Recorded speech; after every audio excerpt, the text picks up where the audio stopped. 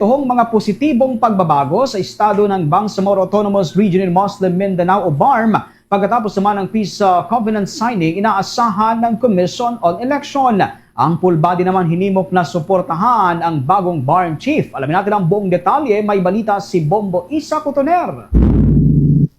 Sinabi ni Commission on Elections Chairman George Erwin Garcia na umaasa siya na pagkatapos ng Peace Covenant signing na naganap sa Maguindanao, maraming maaaring positibong pagbabago sa estado ng Bangsamoro ngayong papalapit na ang halalan. Katulad na lamang na mas magiging mapayapa pa ang lugar dahil ayon sa tala ng Commission on Elections, isa ang naturang lugar sa may mga maraming karahasan o election-related violence na nangyari sa pagsisimula pa lamang ng election period. Kaugnay nito, inaasahan din ng komisyon ang pagbaba ng red categories sa Bangsamoro. Sa 38 na tala ng poll body sa ilalim ng red categories, 32 dito ay mula sa BARM. Sa naging usapang pangkapayapaan, nagkaroon ng talakayan at paglalahad ng pangako ang mga kandidato ng Bangsamoro kasama ang poll body, mga miyembro ng pambansang kapulisan, Armed Forces of the Philippines at iba pang stakeholders. Bagaman nagkaroon ng diskusyon ng ilang mga kandidato, ito naman ay nalinaw agad. Ang importante na lang, kita niyo po, sa Maguindanao North, wala naman nasa red category, di ba? Kung meron man dyan sa South, naniniwala ako pwede magbago yon, pwede maging green yon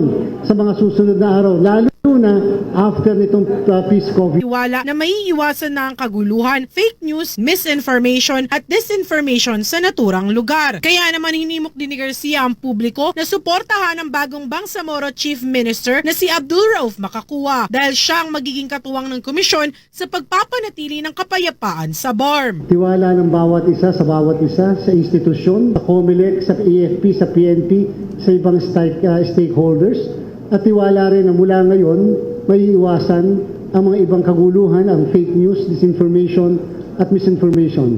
At siyempre, yan ay inaatang natin sa balikat ng bago nating Chief Minister.